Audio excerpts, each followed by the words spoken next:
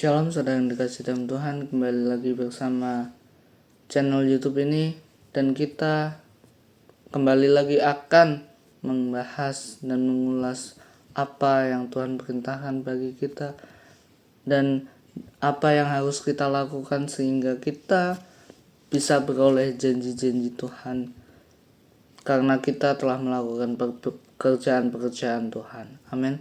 Tapi sebelum itu, alangkah baiknya kita berdoa agar dimana kita bisa mendengarkan firman Tuhan, disitulah Roh Kudus yang akan menyingkapkan kita untuk memberitahu kepada kita apa arti sebenarnya, apa yang mau Tuhan sampaikan kepada kita melalui ayat-ayat yang kita baca pada hari ini. Marilah kita berdoa.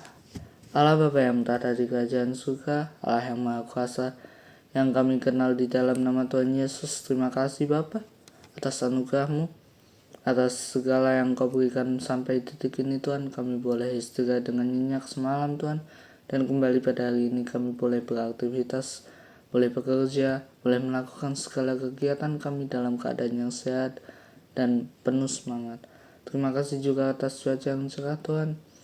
Terima kasih juga atas udara yang segar. Kami boleh menikmati nafas sampai pada detik hari ini, dan terutama Tuhan, kami juga masih boleh mendengarkan apa perintah-Mu Tuhan sampai detik hari ini. Berbicara kepada kami Bapa, sehingga renungan yang kami baca, ayat Alkitab yang kami baca, tidak hanya kami dengarkan tetapi menjadi landasan, menjadi pondasi, menjadi sumber kekuatan kami untuk kami lakukan ke dalam kehidupan kami sehari-hari. Terima kasih Tuhan Yesus. Hanya di dalam nama Tuhan Yesus kami serahkan renungan hari ini ke dalam tangan-Mu. Haleluya. Amin. Saudara yang dikasih dalam Tuhan, renungan pada hari ini kita ambil dari Yeskiel pasal yang ke-36 ayat yang ke-24 hingga yang ke-30, dilanjutkan ayat yang ke-33 hingga yang ke-36. Demikianlah firman Tuhan. Dimulai dari ayat yang ke-24. Aku akan menjemput kamu dari antara bangsa-bangsa dan mengumpulkan kamu dari semua negeri, dan akan membawa kamu kembali ke tanahmu. Aku akan mencurahkan kepadamu air yang jernih, yang akan mentahirkan kamu dari segala kenajisanmu dan dari semua berhala-berhalamu. Aku akan mentahirkan kamu. Kamu akan kuberikan hati yang baru dan roh yang baru di dalam batinmu, dan aku akan menjauhkanmu dari tubuhmu hati yang keras, dan kuberikan kepadamu hati yang taat. Rohku akan kuberikan diam di dalam batinmu, dan aku akan membuat kamu hidup menurut segala ketetapanku, dan tetap berpegang pada peraturan-peraturanku dan melakukannya. Dan kamu akan diam di dalam negeri yang telah kuberikan kepada nenek moyangmu, dan kamu akan menjadi umatku, dan aku akan menjadi Allahmu. Aku akan melepaskan kamu dari segala dosa kenajisanmu, dan aku akan menumbuhkan gandummu serta memperbanyak. Dan aku tidak lagi mendatangkan kelaparan atasmu. Aku juga memperbanyak buah pepohonan-pepohonanmu dan hasil ladangmu, supaya kamu jangan lagi menanggung dosa kelaparan di tengah bangsa-bangsa. Beginilah firman Tuhan Allah.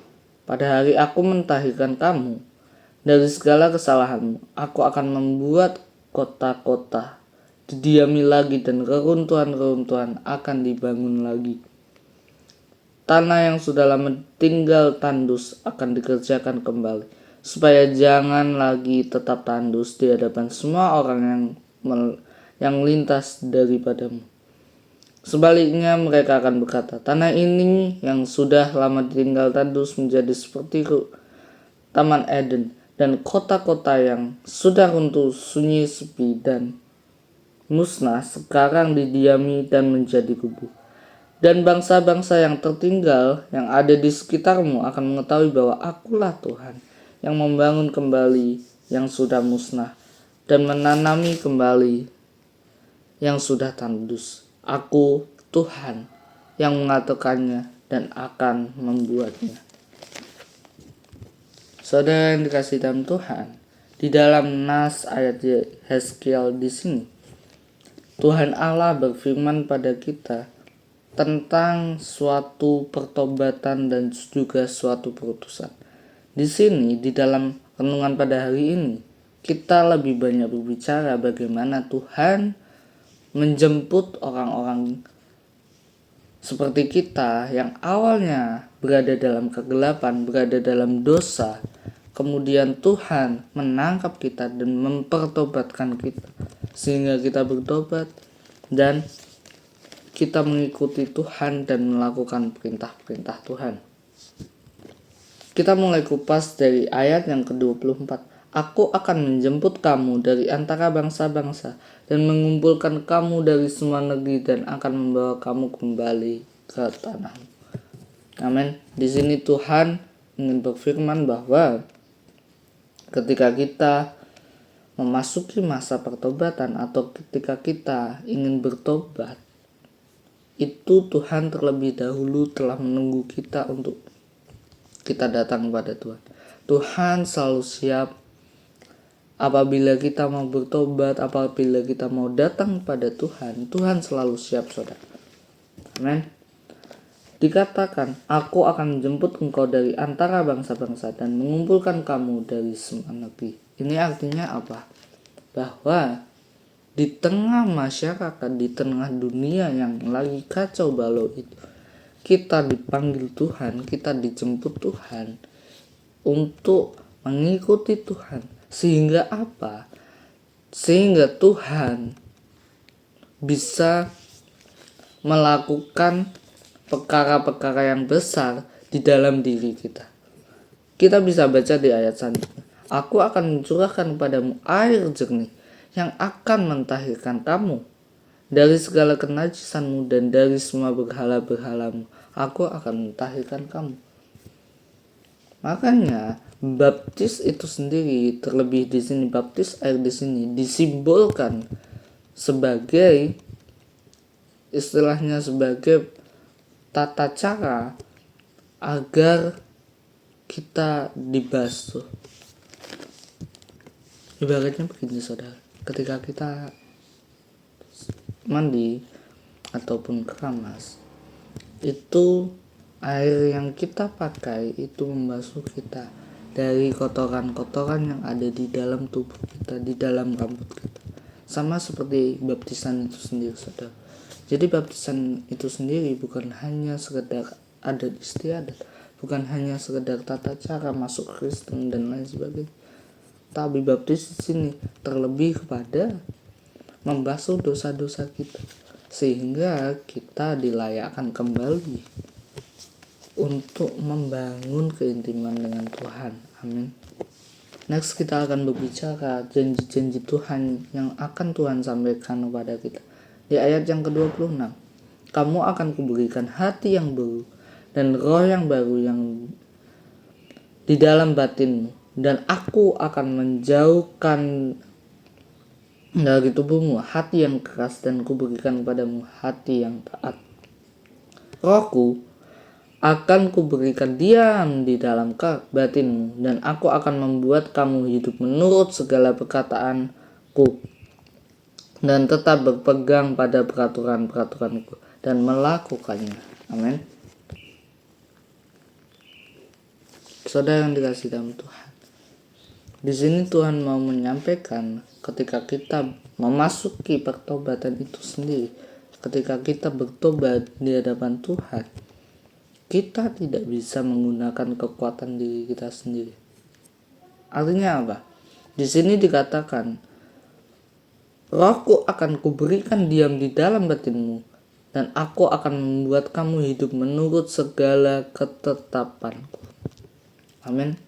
Di sini yang berkehendak, yang punya kehendak, yang punya kuasa bukan lagi diri kita sendiri, tetapi Tuhan yang sudah ada di dalam diri kita. Oleh sebab itu sebelumnya dikatakan, dan aku akan menjauhkan dari tubuhmu hati yang keras dan kuberikan kepadamu hati yang taat. Amin. Kenapa hati yang keras itu harus dijauhkan, harus dibuang? Karena ketika kita masih mengeraskan hati, kita bisa jadi masih mengandalkan kekuatan kita sendiri. Kita bisa jadi masih menganggap, oh ya udahlah, lakukan dosa aja lagi. Nanti kan juga pada akhirnya bertobat lagi. Lakukan dosa lagi, bertobat lagi. Dan itu kita cenderung meremehkan kuasa pertobatan itu sendiri, saudara. Bisa jadi ketika kita mengeraskan hati, kita merasa diri kita sombong.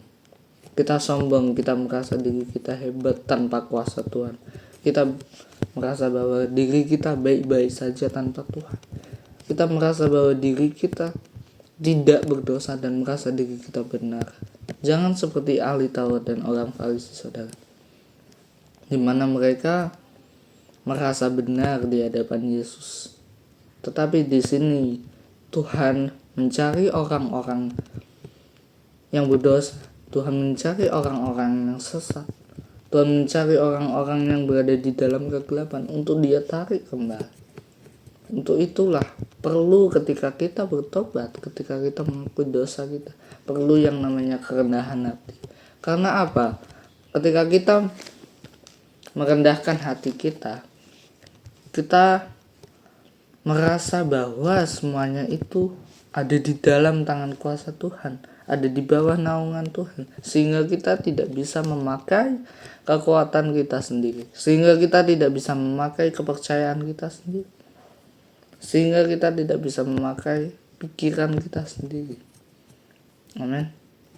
Ingat saudara, hal daging bertentangan dengan hal roh. Ketika kita mau melakukan pekerjaan roh, kita seharusnya meninggalkan pekerjaan-pekerjaan daging. Artinya apa? Ketika kita sudah memasuki hadirat Tuhan, kita datang pada Tuhan, mungkin lewat ibadah, lewat saat teduh, lewat doa pribadi, dan lain sebagainya. Biarkan Tuhan yang bekerja dalam diri kita. Biarkan Tuhan yang obrak-abrik hati kita. Biarkan Tuhan yang membongkar diri kita dengan semua kenajisan kita yang pernah kita lakukan, dosa-dosa yang kita lakukan. Biar Tuhan yang membongkarnya, sehingga Tuhan bisa memperbarui hidup kita. Kita bisa lihat di contoh kisah Lazarus, di mana Tuhan memerintahkan, bukakanlah batu itu, gulingkanlah batu itu, sehingga makam itu bisa terbuka. Ini artinya apa? Bahwa Tuhan itu sudah siap bekerja, saudara. Tapi terkadang hal-hal duniawi itulah yang membuat Tuhan sulit bekerja dalam kehidupan kita. Hal-hal jasmani yang mungkin kita lebih utamakan daripada hal-hal rohani, itu yang membuat Tuhan sulit berperkara dalam kehidupan kita. Makanya diperlukan kerendahan hati untuk Tuhan bisa melawat hidup kita, untuk Tuhan bisa datang dalam hidup kita, dan kita bisa diperbarui menjadi anak-anak Tuhan. Katakan amin. Amin. Kita bisa ambil contoh, misalnya dua tokoh dalam Alkitab. Yang pertama adalah tokoh Maria. Maria itu sebelum zamannya Yesus, Maria sangat-sangat tidak terkenal. Maria mulai terkenal ketika dia dinubuatkan bahwa dia akan mengandung Tuhan Yesus itu sendiri. Ketika Maria tahu bahwa Maria harus mengandung bayi Yesus, sedangkan posisi dia belum menikah dengan Yusuf, tentu ada perasaan syok, tentu ada perasaan berat, tentu ada perasaan hati yang berat, hati yang rela hati yang susah merelakan segalanya untuk kehendak Allah, agar Tuhan Yesus bisa lahir dalam dunia ini. Tetapi Maria hanya berkata, "Jadilah kehendakmu menurut perkataanmu." Maria hanya berkata, "Terjadilah padaku menurut perkataanmu." Sehingga di sini kita bisa menyimpulkan, Maria saja bisa mengabaikan perkara-perkara duniawi. Dia takut dicela, dia takut dihukum karena dia hamil di luar nikah, dia takut digosipin sama mungkin tetangga-tetangganya, rekan-rekannya. Dia menyingkirkan segala hal-hal duniawi itu, sehingga karya-karya Allah atas Maria bisa terjadi dalam kehidupan Maria. Ibaratnya gini saudara, Maria telah melepaskan segala ketakutan-ketakutan itu, sehingga Tuhan bisa bekerja lewat Maria untuk menjadikan Maria ibunya Yesus. Amin. Kita bisa lihat contoh pertobatan lain, perumpamaan anak yang menghambur-hamburkan harta ayah. Dia pada saat merasa menyesal, dia berkata, "Aku telah berdosa terhadap surga dan terhadap Bapa. Aku akan kembali pada Bapakku." Dan akan mengatakan ini. Coba kalau anak itu tidak ada rasa bertobat, tidak ada rasa rendah hati, tidak ada rasa menyesal, mungkin dia hanya bisa pasrah dalam keadaan. Amin. Tetapi dia rendah hati, dia mengakui kesalahannya, dia tidak mengandalkan kekuatannya sendiri, sehingga dia balik kepada bapaknya dan meminta ampun kepada bapaknya. Amin. Dari dua tokoh ini kita bisa belajar bagaimana pertobatan itu bukanlah suatu hal yang formal. Pertobatan bukanlah suatu hal yang bersifat hukum. Ya memang itu ada tradisinya, ada tata caranya. Tetapi di sini pertobatan yang benar-benar pertobatan adalah ketika kita merendahkan hati kita. Kita berserah sama Tuhan. Biar Tuhan yang mendatangi kita. Biar Tuhan yang melawat kita. Kita hanya fokus pada kuasa Tuhan. Kita tidak bisa mengandalkan kekuatan sendiri untuk kita bertobat, saudara. Kita tidak bisa mengampuni kesalahan diri sendiri selain Tuhan yang mengampuni kita. Amin. Next di ayat yang ke-28. "Dan kamu akan diam di dalam negeri yang telah kuberikan kepada nenek moyangmu, dan kamu akan menjadi umatku, dan aku akan menjadi Allahmu." Ayat yang ke-29. "Aku akan melepaskan kamu dari segala dosa kenajisanmu, dan aku akan menumbuhkan gandum serta memperbanyaknya, dan aku tidak lagi mendatangkan kelaparan atasmu." Di ayat yang ke-29, Tuhan berfirman bahwa Tuhan akan melepaskan kita dari segala dosa kenajisan kita. Sehingga dari sini kita bisa ambil penjelasan bahwa ketika kita bertobat, dosa-dosa kita diampuni, dosa-dosa kita diambil. Dan juga Allah akan menumbuhkan gandum serta memperbanyaknya. Gandum di sini tidak hanya berbicara tentang hal jasmani gandum itu sendiri, saudara. Tetapi ketika kita bertobat, ketika kita sudah diampuni, kita menjadi saksi-saksi Tuhan. Kita menjadi alat Tuhan, sehingga kita bisa berbuah. Amin. Ibaratnya gini, Allah itu adalah pemilik kebun anggur itu, pemilik kebun itu, pemilik ladang gandum itu. Ibaratnya kita adalah alat-alatnya, bisa cangkul, bisa arit, bisa gunting, dan lain sebagainya, untuk bisa menanam gandum itu, untuk bisa menanam pokok anggur itu. Sehingga Bisa dibayangkan bahwa kita setelah kita bertobat dan kita mengikuti Tuhan, pasti kita akan dijadikan alat Tuhan, dijadikan saksi-saksi Tuhan, agar kita bisa menumbuhkan banyak-banyak jiwa lagi, menumbuhkan jiwa-jiwa lagi, lebih banyak lagi. Amin. Kenapa harus menumbuhkan jiwa-jiwa? Karena ketika kita sudah bertobat, kita menerima Roh Kudus. Dan Roh Kuduslah yang akan menuntun kita untuk melakukan perintah agung. Yaitu apa? Beritakanlah Injil ke seluruh dunia. Baptislah mereka dalam nama Bapa, Anak, dan Putra, dan Roh Kudus.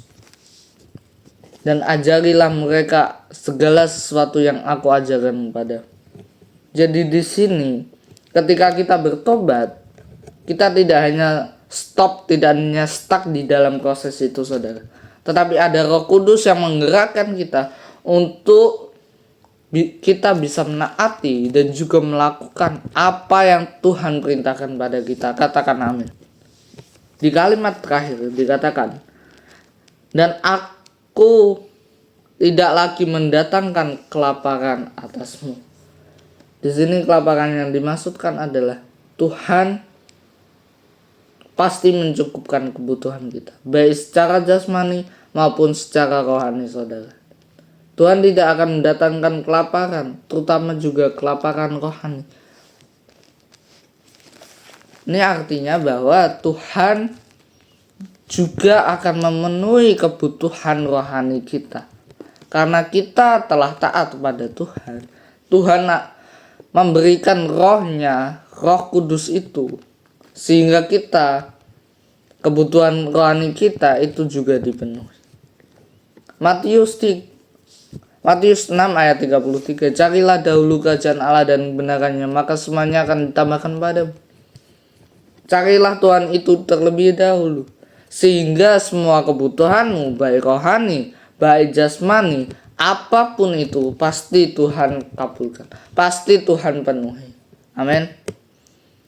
Jadi di sini Tuhan mau bilang pada kita, kalau kita butuh semuanya, jangan cari sesuatu, tetapi cari seseorang itu sendiri, saudara. Cari Tuhan itu sendiri. Dan ketika kita mencari Tuhan, terutama di dalam pertobatan, ketika kita bertobat, tidak hanya kebutuhan jasmani kita saja yang terpenuhi, tetapi kebutuhan akan rohani juga akan Tuhan penuhi. Amin. Dijelaskan lebih lanjut di ayat yang ke-30. Aku juga memperbanyak buah pohon-pohonanmu dan hasil ladangmu, supaya kamu jangan lagi menanggung noda kelaparan di tengah bangsa-bangsa. Amin.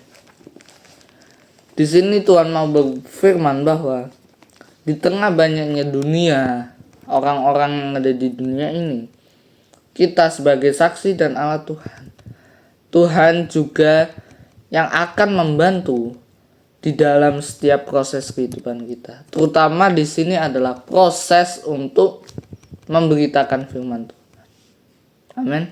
Karena kita sedang menghadapi dunia dengan berbagai macam orang di dalamnya. Roh Kuduslah yang menuntun kita untuk menghadapi semua gejolak dunia. Sehingga walaupun kita beda dari dunia akan melihat bahwa kita itu penuh oleh kasih Allah. Bahwa kita dipakai Allah untuk menjadi saksi dan alatnya. Sehingga kita tidak menjadi kelaparan. Artinya apa? Kita tidak penuh, kita tidak kosong lagi dalam kebutuhan secara jasmani, terutama kebutuhan rohani. Tuhan selalu mencukupkan kebutuhan-kebutuhan kita. Asal kita mau berserah, mau datang padanya, mau rendah hati di hadapan Tuhan, Tuhan akan kabulkan. Amin. Kita akan lanjut, saudara, di ayat yang ke-33. Beginilah firman Tuhan Allah. Pada hari aku mentahirkan kamu dari segala kesalahanmu. Aku akan membuat kota-kota didiami lagi dan reruntuhan akan dibangun lagi. Tanah yang sudah lama tinggal tandus akan dikerjakan kembali, supaya jangan lagi tetap tandus di hadapan semua orang yang lintas daripadamu. Sebaliknya mereka akan berkata, tanah ini yang sudah lama tinggal tandus menjadi seperti Taman Eden, dan kota-kota yang sudah runtuh, sunyi, sepi, dan musnah, sekarang didiami dan menjadi kubu, dan bangsa-bangsa yang tertinggal yang ada di sekitarmu akan mengetahui bahwa Akulah Tuhan yang membangun kembali yang sudah musnah dan menanami kembali yang sudah tandus. Aku Tuhan yang mengatakannya dan akan membuatnya. Amin. Sebelum mengakhiri renungan hari ini, saya akan memberi contoh bahwa sebelum kita bertobat, sebelum kita mengikuti Tuhan, kita masih mengikuti keinginan duniawi, saudara. Kita masih menjadi manusia yang lama. Kita masih gampang berbuat dosa, masih gampang menghakimi, masih gampang mencela, mencaci maki, dan lain sebagainya, saudara. Tetapi Tuhan ingin berfirman pada kita, ingin berkata kepada kita, ketika kita sudah bertobat, karena ada Roh Kudus itu sendiri, Tuhan akan membuat kota-kota didiami lagi dan reruntuhan akan dibangun kembali. Jadi, setelah kita bertobat, karena kita menjadi saksi dan alat Tuhan, maka Tuhan akan menjadikan kita sebuah tempat di mana banyak orang berkumpul di hadapan kita untuk menyaksikan, untuk melihat betapa dahsyatnya kasih Tuhan yang telah menjadikan kita alatnya. Amin. Mungkin sebelum bertobat kita jangan ke gereja, jangan berdoa, jangan beribadah. Tetapi ketika kita setelah bertobat, Tuhan akan membangun kebutuhan-kebutuhan itu, keruntuhan itu. Dari yang awalnya jarang berdoa, jarang membangun keintiman dengan Tuhan, Tuhan akan ubah menjadi seseorang yang taat kepada Tuhan. Tuhan akan mengubah seseorang itu agar dia menjadi lebih membaca Alkitab, menjadi lebih bergereja, menjadi lebih sering berdoa, membangun keintiman dengan Tuhan. Amin. Jadi, yang semula itu adalah manusia lama, maka Tuhan setelah kita bertobat akan mengembalikan manusia lama itu menjadi manusia baru. Semua yang runtuh, semua yang retak, hati-hati yang retak, hati-hati yang sakit, Tuhan akan pulihkan. Semua yang sakit Tuhan sembuhkan, saudara. Tidak hanya itu, tidak hanya berhenti seperti itu, tetapi juga Tuhan menjadikan kita sebagai penengah antara Tuhan dengan orang-orang yang ada di dunia ini. Karena itu, setelah bertobat, kita semestinya menjadi saksi dan alat Tuhan, di mana kita memberitakan kebaikan-kebaikan Tuhan, kita memberitakan cinta kasih Tuhan, dan kita membuktikan bahwa Tuhan ada di dalam diri kita. Allah yang Maha Kuasa itu ada di dalam diri kita. Allah sumber cinta kasih itu ada di dalam diri kita melalui perbuatan-perbuatan kita. Amin. Jadi di sini dari renungan hari ini kita dapat mengupas bagaimana pertobatan tidak hanya berhenti pada masa pertobatan itu sendiri, pada masa pembaptisan itu sendiri, tetapi terlebih daripada itu, pertobatan lebih kepada kita yang menghendaki agar Tuhan mengubah manusia lama kita menjadi manusia baru, mengubah manusia yang berdosa menjadi manusia yang taat sama Tuhan. Kuasa yang pertama kali kita dapatkan, yang paling utama kita dapatkan adalah kuasa untuk melawan dosa. Karena apa? Dosa tidak hanya berbicara tentang bukti-bukti dosa seperti mencuri, membunuh, dan lain sebagainya. Tetapi dosa juga berbicara ketika kita menjauh daripada Tuhan. Ketika kita mendapat kuasa untuk melawan dosa, maka kita juga akan otomatis melawan iblis yang menjauhkan hubungan kita daripada Tuhan. Sehingga ketika kita bertobat, kita lebih dekat lagi sama Tuhan dan semakin membangun keintiman lagi dengan Tuhan. Kuncinya satu ya. Kuncinya satu, saudara. Rendah hati. Kita berserah sama Tuhan. Kita tidak bisa mengendalikan kekuatan manusia kita. Kita berserah sama Tuhan. Tuhan, apapun yang Engkau kehendaki terhadap aku, lakukanlah. Karena aku percaya bahwa Tuhan, bahwa kehendak Tuhan, jawaban Tuhan, jalan-jalan Tuhan, itulah yang terbaik buat aku. Mungkin secara manusia, secara daging aku tidak bisa memahami itu sendiri, tidak bisa menerima itu sendiri. Karena itu terlalu besar, karena itu terlalu berkuasa, terlalu hebat.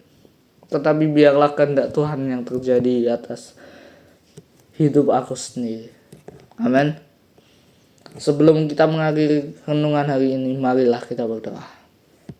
Allah Bapa yang Maha Kuasa, yang kami kenal dalam nama Tuhan Yesus, terima kasih Bapa atas renungan hari ini. Kembali kami diingatkan agar kami rendah hati Tuhan, dimana ketika kami rendah hati kami tidak mengandalkan kekuatan kami sendiri, melainkan kami berserah. Kami percaya bahwa Engkau yang punya kuasa, Engkau yang punya kehendak, Engkau yang punya jalan atas setiap kehidupan kami. Sehingga ketika kami membangun keintiman dengan Engkau, jangan biarkan kami tinggi hati, tetapi ubahlah kami menjadi pribadi yang rendah hati, di mana dari kerendahan hatian itu kami bisa belajar bahwa Engkau yang lebih mengerti kehidupan kami, Engkau yang lebih berkehendak dalam kehidupan kami. Terima kasih Bapa.